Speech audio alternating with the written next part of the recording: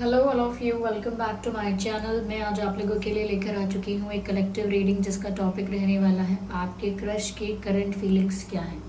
So current feelings of your crush यहाँ हम जानने की कोशिश करेंगे। रीडिंग जनरल है, कलेक्टिव है। हो सकता है कि आपकी सिचुएशन के साथ कुछ परसेंट रेजोनेट करे, हो सकता है एक्यूरेटली करे, थोड़ा थोड़ा कुछ कुछ मैसेजेस मैच कर सकते हैं। क्योंकि ये रीडिंग जनरल है, कलेक्टिव है, तो सभी के लिए मैसेजेस आएंगे। तो ओपन माइंडेड होकर ये रीडिंग सुनिएगा और ज़बरदस्ती अपने आप को रीडिंग में फिट इन करने की कोशिश मत कीजिएगा। सभी ज़ोडिएक साइंस के लिए है ये रीडिंग, हर उम्र के व्यक्ति के लिए है। और ऑफ कोर्स ये किसी ऐसे क्रश के बारे में है जिसे आपके एग्जिस्टेंस के बारे में पता है। ऐसा नहीं है कि कोई क्रश है आपका एकदम इमेजिनरी कोई क्रश है, फिक्शनल कोई क्रश है, या किसी सेलिब्रिटी पर कोई क्रश है, या कोई ऐसा इंसान जो जानते नहीं कि आप एग्जिस्ट करते हो, आपका नाम क्या है एंड ऑल दैट। तो ऐसे क्रशेस के बारे में नहीं है, ओके। ये उसी क्रश के बारे में है जिसे आपके एग्जिस्टेंस के बारे में पता है, okay. So let's see what are the current feelings of your crush. ज़रूरी नहीं है कि आपके लिए ही क्या फील कर रहे हैं, हो सकता है कि उनकी करंट फीलिंग्स कुछ और भी हों, okay. So be open and या be open and free. Interesting, interesting, wow,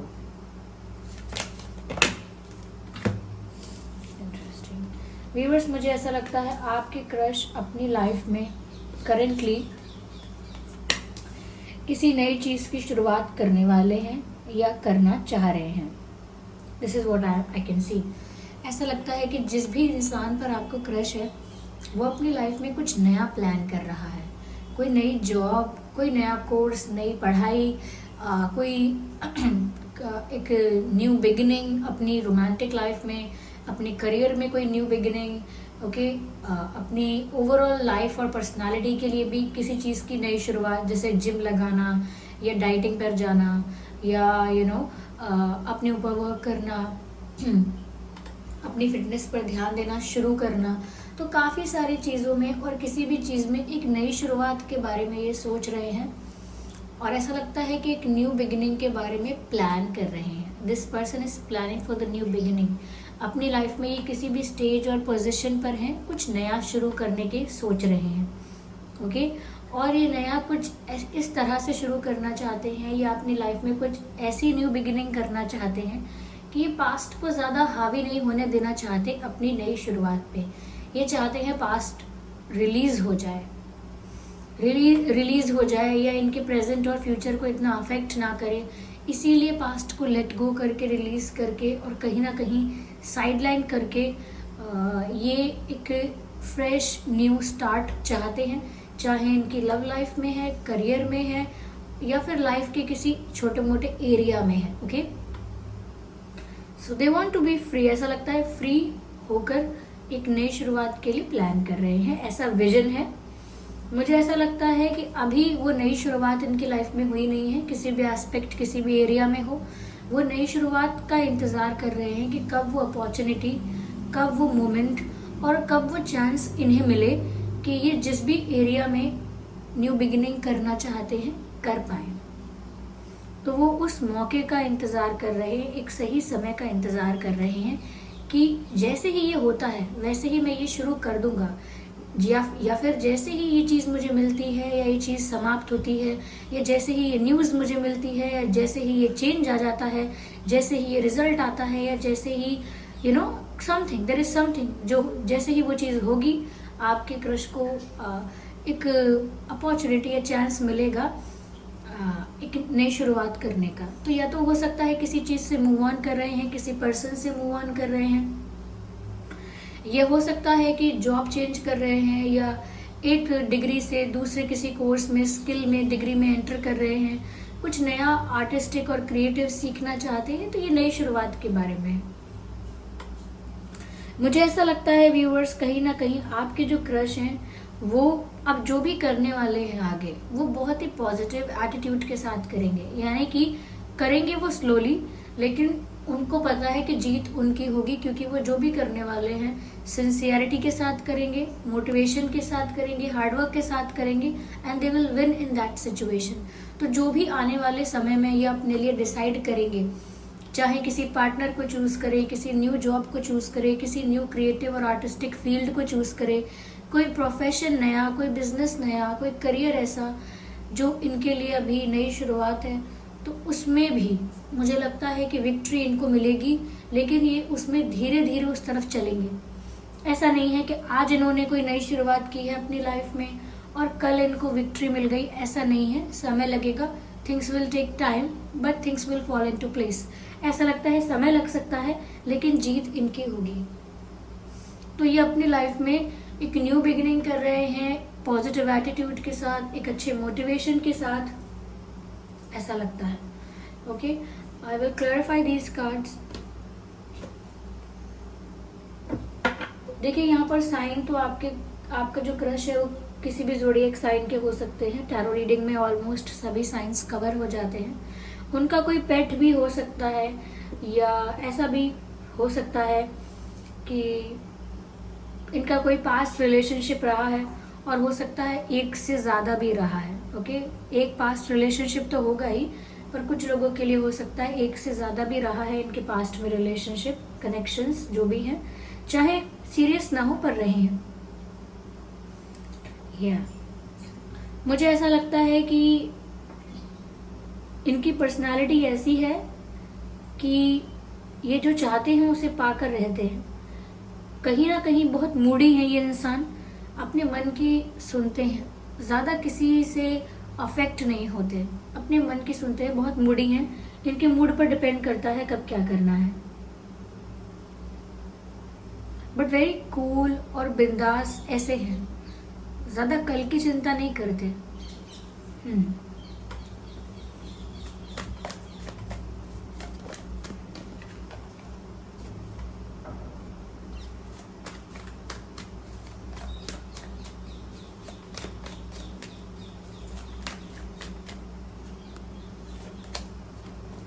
Interesting.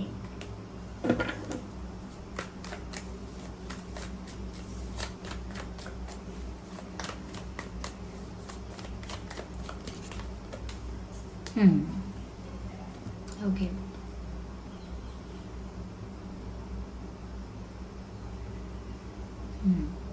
I hope visible हैं आपको ये कार्ड्स।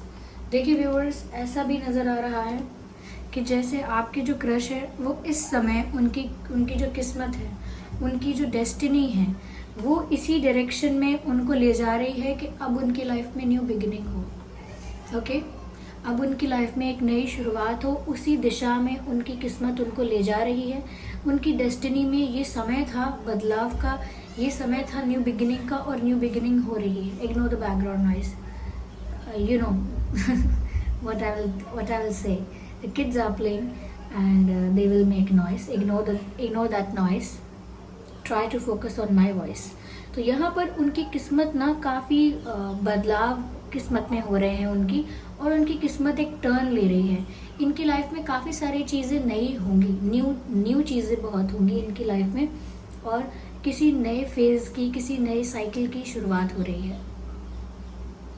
यस, मैंने कहा कि इनकी लाइफ में इन्हें कोई अपॉर्चुनिटी का इंतज़ार है। वेल, डेफिनेटली ऐसा लगता है कि जैसे आपके क्रश जो हैं, उनकी लाइफ में कोई ऐसी अपॉर्चुनिटी, कोई ऐसा मौका उन्हें मिल सकता है जहाँ पर ये आगे की तरफ बढ़ेंगे, सक्सेस की तरफ बढ़ेंगे या बढ़ेंगी।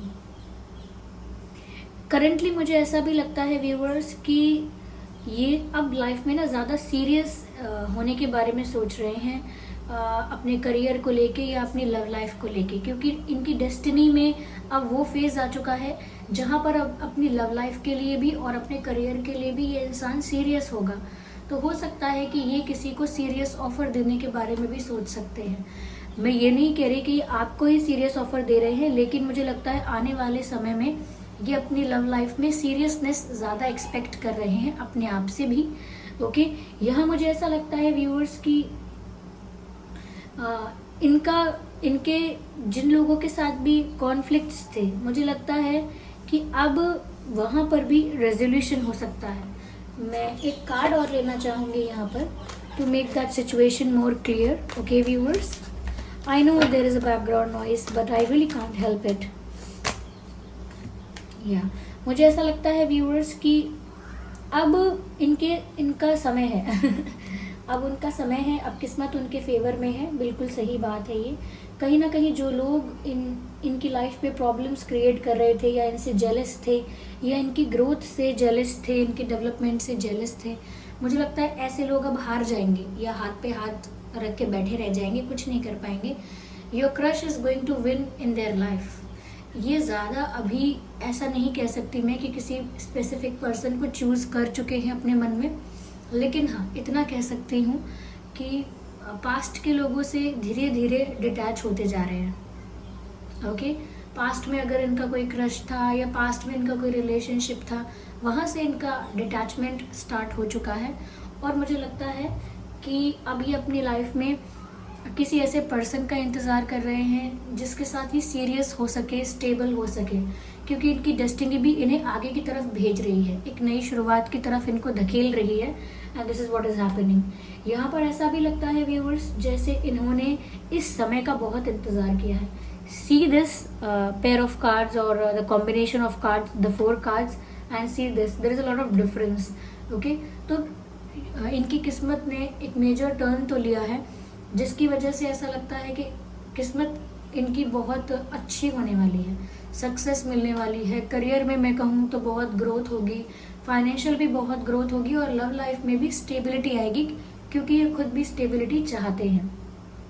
बट एकदम से नहीं होगा, धीरे धीरे होगा, लेकिन जीत इनकी होगी।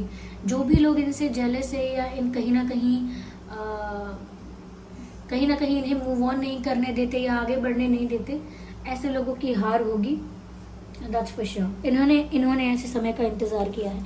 ये लाइफ में बहुत समय तक स्टक रहे हैं और ये चाहते थे कि इनकी लाइफ में एक नई शुरुआत हो, और अब वो हो रही है।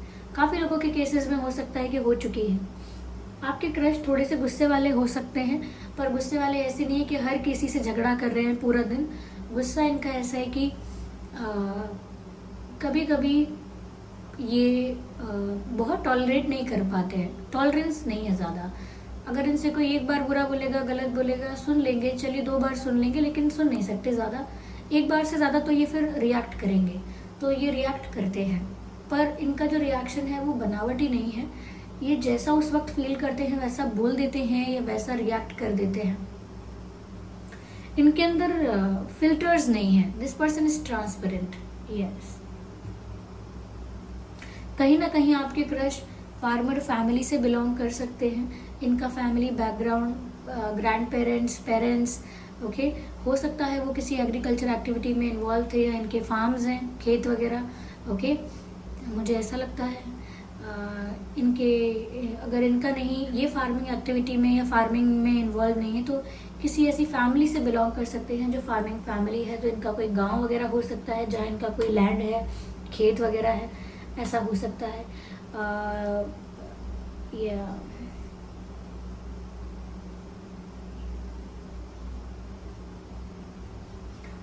ओके, इनकी थोड़ी वॉरियर टाइप ऑफ पर्सनालिटी है। हो सकता है ये आर्मी में है या जाना चाहते थे, जा नहीं पाए, ऐसी कुछ पर्सनालिटी हो सकती है इनकी। अगर ये फीमेल भी हैं तो भी मैं कहूँगी कि इनका गुस्सा ऐसा ही है, टॉलरेंस ज़्यादा नहीं है।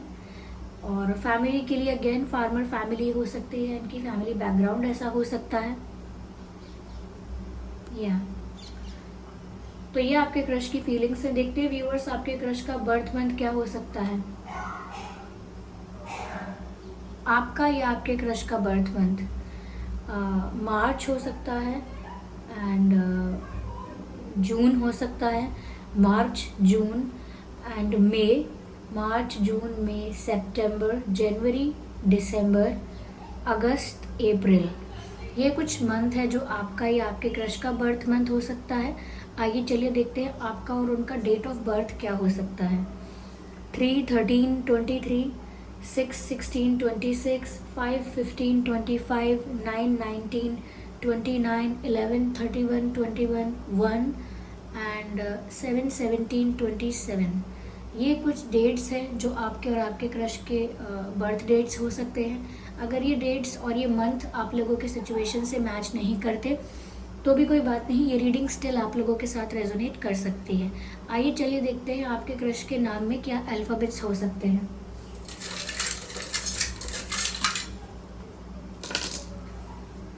काफ़ी कम अल्फ़ाबेट्स मेरे हाथ में आए हैं, but this is what it is. एम हो सकता है उनके नाम में, या आपके नाम में भी ई हो सकता है, EM।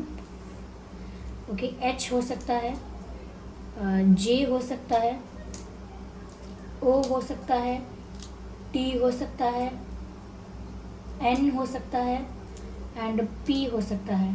Okay, interesting.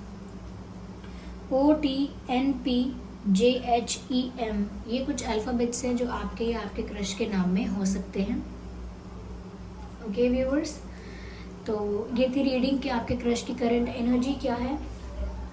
I hope ये रीडिंग थोड़ी बहुत हेल्पफुल रही। अगर थोड़ा भी हेल्प करती है तो वीडियो को लाइक करें, कमेंट करके बताएं कितने % आपके सिचुएशन से रेजोनेट करती है, रिलेट करती है। सब्सक्राइब करें ड्रीम टैरो चैनल को और बन जाएं हमारी छोटी सी फैमिली का हिस्सा। चलिए फिर मिलते हैं अगली रीडिंग में, तब तक के लिए bye bye family, bye bye angels, love you all, bye bye, take care.